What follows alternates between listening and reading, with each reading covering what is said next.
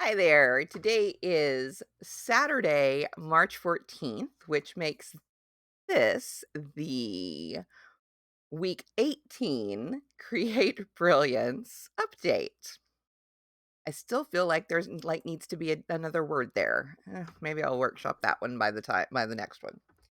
Hi, how are you today? Whatever day it is you're watching this, are you having a good day? Are you having a bad day? We are in the midst of Mercury retrograde, so that means communications can be a little wonky or worse. Um, Remember that astrological. Wow, what a syllable to pause on. Astrological events do not necessarily cause things to happen. I really prefer the train of thought that says that it reflects what's going on, the natural ebb and flow and the natural cyclical nature of life. So, just because it's Mercury retrograde doesn't mean that things must or will or have to go wrong, but it's a good reminder that we all can, take a break and take a breath and, back up our data and all that stuff. Check over contracts a little bit closer and just, take an extra second or two before rushing off into anything, be it a response or a project or what have you. That being said, I hope you're having a wonderful day, evening, morning, night, whenever you're watching this. I I'm just home after running errands after work, and yeah, I'm feeling good today. I've been feeling good. I've been feeling good for a little bit, actually. Yeah, there's been some kind of meh moments, but this week has been overall really good.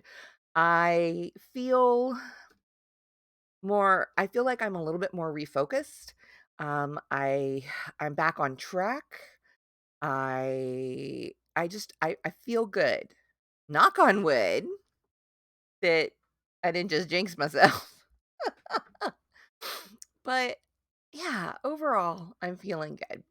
So, on the creative side, because this is after all Create Brilliance and my personal motto, or as a Facebook friend, well, an old high school friend who I converse with on Facebook, posted the other day. She asked, "What is your raison d'être?" And for me, that is better living through creativity. It's been my tagline on the blog, which no, I still haven't touched for ages. And it's more true than I ever realized. And really, when I tap into that, it really does improve my life so much better. And I don't think I'm the only one, you know? I we love the idea that we are unique and we are all different in our own ways, but it's very seldom that we are completely unique in something like that. Something something like a coping mechanism, something like, you know, insert or fill in the blank improves your life. I mean, yes, there are going to be people with, just very, very particular ones, but something like, creativity, improving your life, that's not unique to me. And I don't mind that at all. That's not, it doesn't hurt that other people feel the same way. In fact, it helps knowing that we're not alone in our situations and in our struggles. Not so much the misery loves company side of it, but just that, just knowing that there are other people going through the same thing, and good and bad. So, but like I said, on the creative side, what have I been up to this week? Well, I finally got to use this little tool. And of course, what I used it on is upstairs, so you'll have to bear with me on that. Um, this is a little darning loom. You've probably like seen in like the old movies, they have like the ball on a stick, the wooden ball or on the stick that they put in, you know, or like a little mushroom shaped thing, and it's a darning tool. And you put that in whatever, or stretch the fabric over that, and then you darn the fabric, you mend the fabric. Well, this is a little loom, and it has a band that holds these 2 pieces together with the fabric sandwich between them. And you see there's these little teeth, that's the little heddle.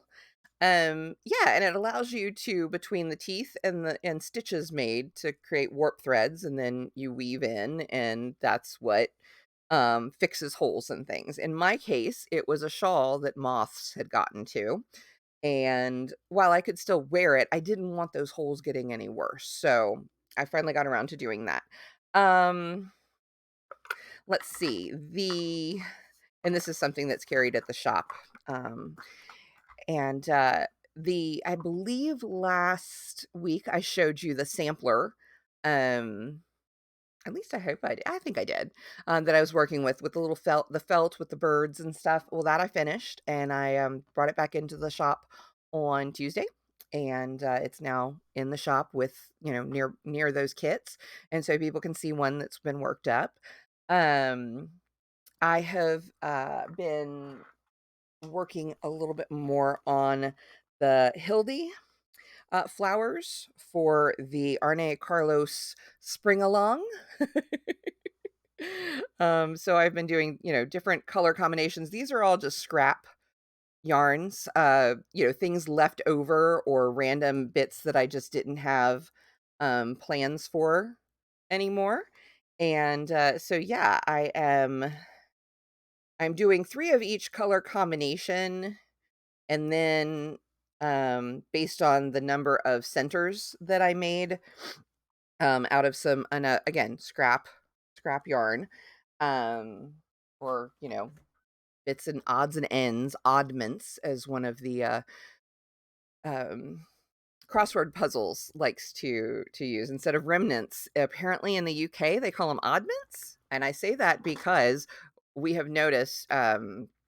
My partner and I, who both use the Puzzle Page app for our daily puzzle fixes, that yes, it's a lot of, there are some UK terms included in there a lot. So I think it is a British based company, or UK English based. Um, so yeah, that's interesting. Although I say that, and I guess we haven't been asked to write like color with a U or anything like that, but go figure. Anyway, moving on. Yeah, so oddments, remnants, leftovers, bits and pieces, small skeins, whatever. And then speaking of small skeins, I just cast on another project last night because it is what it is. This will actually be the top. This is the ribbing for the goat cowl, and I am doing it in these 3 colors. These are little mini skeins. So it's After Dark, Grayscale, and Buttonwood. So I think it's really neat to have like the 2 dark colors, and then this kind of bright but not garish yellow. It's kind of they call it Buttonwood, but it's kind of like a goldenrod, but it's muted. I don't know that. Yeah, I wouldn't call that, from what I'm seeing on my monitor, that's not an appropriate, color representation, but, you know, it is what it is. Yeah, it's kind of a muted yellow, but still very much a pop, when compared to the gray and, charcoal. So, yeah, I started that last night just because, and I've come to the conclusion that, it's not really a matter of how much time I have, or how much yarn I have, although I suppose that could be limiting, but not yet. As to how many different projects I have going on, it really comes down to how many sets of needles I have. If I have the set of needles to be able to cast on that project, I can cast on as many as I want.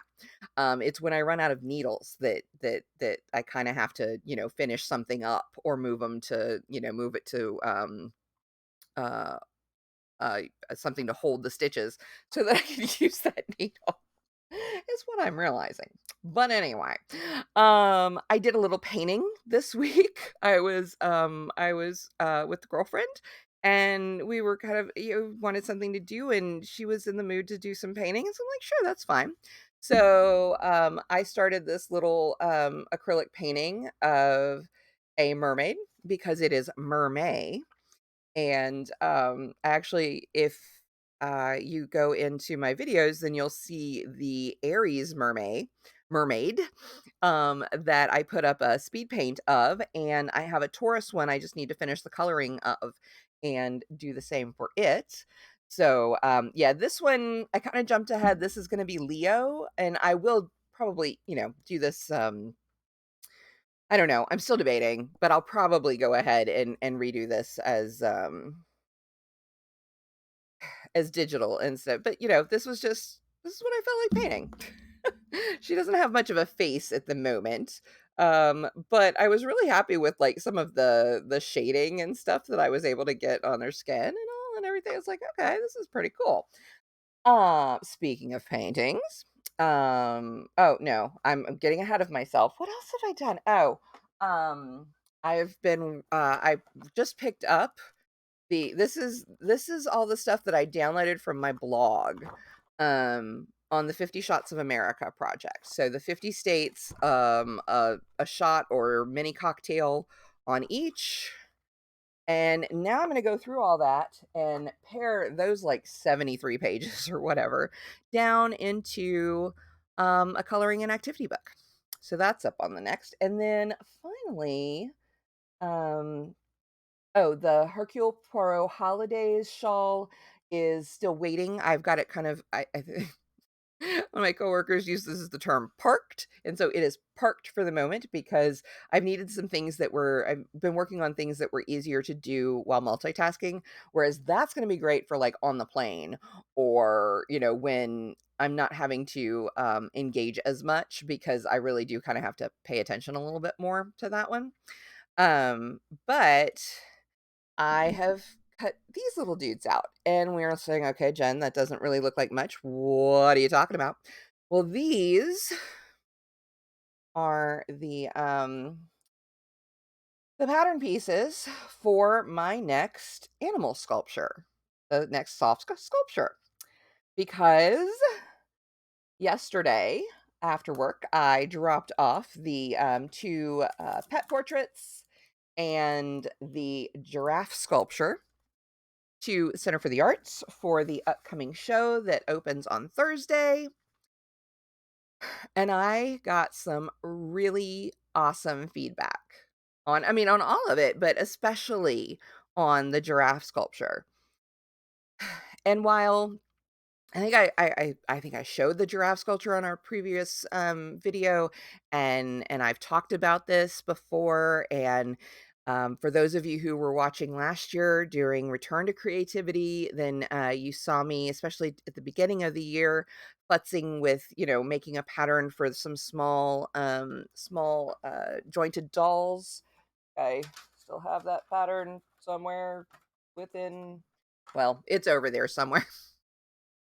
The one that I was fiddling with, and getting kinda, like, frustrated with the face. I was not happy with the face, which is why when the idea came to me to use clay and turn them into actual soft sculptures or mixed media sculptures, as opposed to, like, basically like a high-end doll, or toy, it just kind of clicked because I could get what I wanted out of the clay, and it was the better medium for the detail I wanted for the heads and the faces.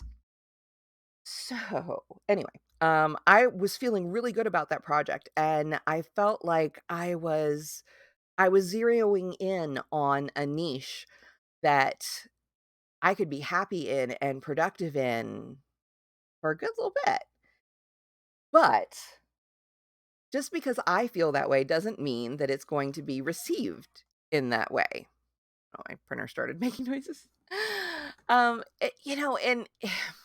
while it's not a requirement, the whole working artist kind of thing, uh, it does help. It helps when the completed art resonates with whomever. resonates with the audience, resonates with people who know what audiences want to see. So the feedback I got yesterday was amazing. And it definitely kind of pushed my mood from I'm in a good mood to I am in a freaking fabulous mood. Um and so yeah, that had me hurrying home to design and cut out the pieces for the polar bear, the next one in the series. So Gerald will go on display on Thursday along with Duncan and Molly, the paintings. And I will, well, I'll be out of town, but this project will be next up for the physical stuff. Which leads me to this week's Brilliance. Brilliance is validating. Okay, I have been talking about and around showing the world your brilliance, showing the world our brilliance. Gotta include myself in that. For the better part of the last 4.5 months. And there have been ups and downs. Those of you who have stuck with me, or even if you just scan through the video names in this playlist, you will see that there have been ups and downs. Showing the world your brilliance, allowing people to see what you can do is vulnerable, it's scary, it's daring. But in this moment, it's validating. You open yourself up to the possibility that someone else, and now granted, self-validation is and must be the most important. But we live in a world where we don't live in a vacuum. We live in a world where if we're trying to make a living at something, or if we're trying to, or even if not trying to make a living, if we're trying to make a difference, if it's any sort of outreach, anything, there's another part to that equation. We are not alone. So while, yes, we create for ourselves first and foremost, if you are seeking an audience, then you have to find the audience that's going to resonate.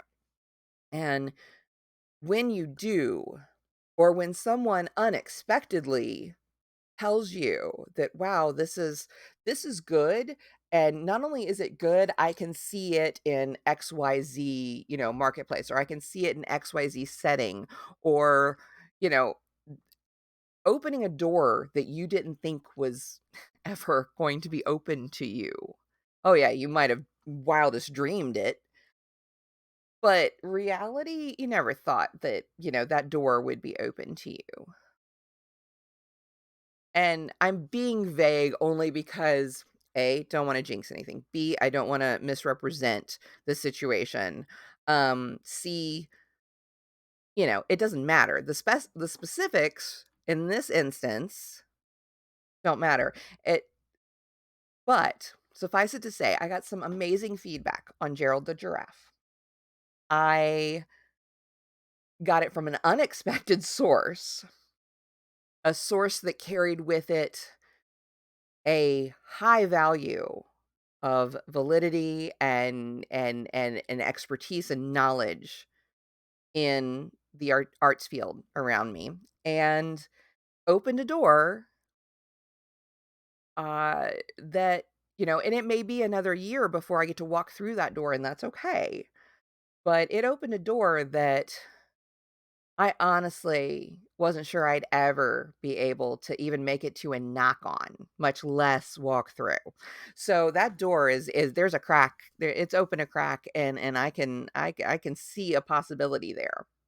And now there's a lot of things that I have to do, but that experience was incredibly validating, because even though I knew Gerald was a good piece, is a good piece, and just like everything I've worked on the last, this year, the last year and a half, since I've made a concerted effort to get back to my personal creative practice, I know that my skills have been increasing. I know that my execution of ideas is increasing. And having someone else validate that, extremely rewarding. So, that is this week's, moment of brilliance because, you know, I accepted it. I didn't downplay the compliments. I didn't downplay the positive feedback. I took it in stride. I hopefully didn't let my "Oh my gosh" show in my face. Um, and, I quietly squeed when I left and headed back home.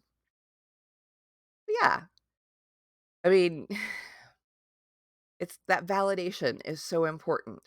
When I went to therapy and laid my soul bare, laid my brain bare for my therapist, and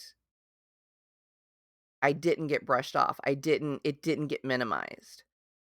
That validation, even before I got my diagnosis, but the validation that my concerns were legitimate, and then the further validation of being able to put a diagnosis with it, and then use that diagnosis to help alleviate the struggles I was going through because of it, was incredibly, incredibly important because we can downplay things. We can have other people downplay our things in our lives. And so validation is important. I think it's important to anybody. Self-validation is one thing. Outside validation is another when it comes from the right source. Now you have to, that's the other thing. You have to be able to discern, you know, because, a stranger can tell you that what you're doing is good, or yes, yes, you have ADHD or whatever. It's like the people, again, my first inkling that might have ADHD came from TikTok. I'm like, yeah, but these are people just, they're talking to a camera, just like I am to you. They're not, they don't know me. They're not a doctor. Well, okay, some of them were, but they don't know me. Um, But so a random stranger can say something and be like, "Huh, all right." But until you do the work for yourself and until it's a personal enough situation where going, "Oh yeah, no, no, no, this fits." And then so that's self-validation. And then you go seek out a professional, maybe not expert is a very lofty word and I'm really kind of about using it, but someone who's knowledgeable in that field and you get them to validate what you're going through, um, it helps. It just helps. And so the same thing happens with good things like my art.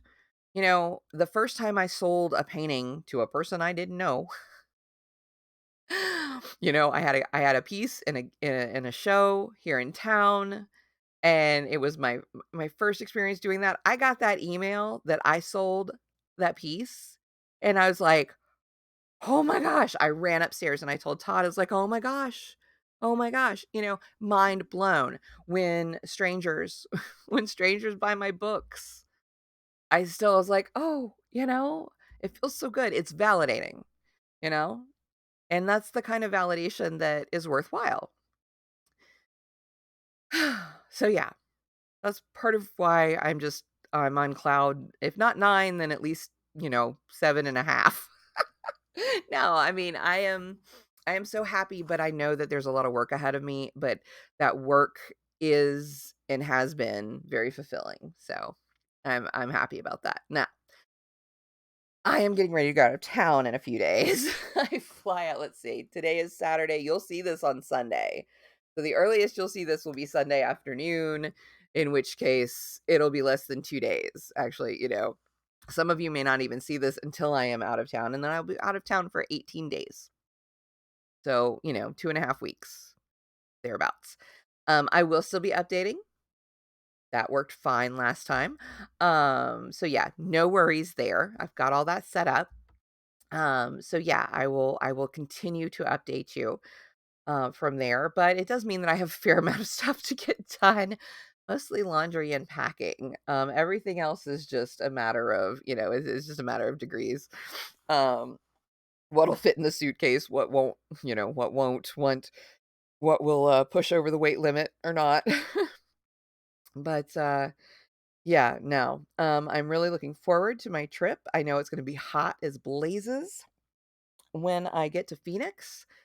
Hopefully, I am a little bit more prepared for that, wardrobe-wise and temperament-wise. The fan I bought last August when I was out there that I could just point at myself, um, while in the apartment and whatnot, it's still out there. So, yep, I'm ready in that respect. Um, yeah. So, yeah.